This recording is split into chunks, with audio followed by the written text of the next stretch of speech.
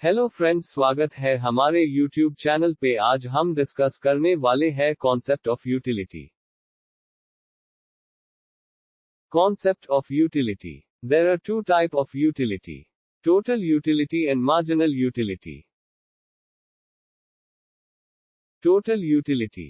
Total utility refers to the aggregate of utility derived by the consumer from all units of a commodity consumed. It is an aggregate of utilities from all successive units of a commodity consumed.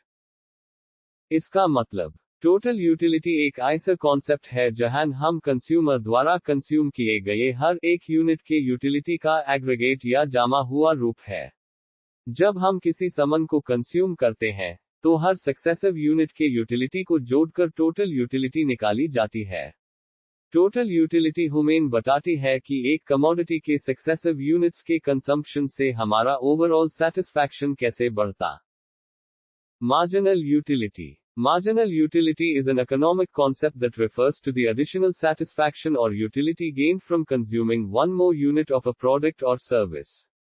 It typically decreases with each additional unit consumed, reflecting diminishing returns. इसका मतलब marginal utility एक economic concept है जो बताता है कि एक additional unit of a product या सर्विस का कंजम्पशन से कितनी सेटिस्फैक्शन या यूटिलिटी मिल रही है। यह यूजुअली हर एडिशनल यूनिट के लिए डिक्रीज होती है, इंडिकेटिंग डिमिनिशिंग रिटर्न्स।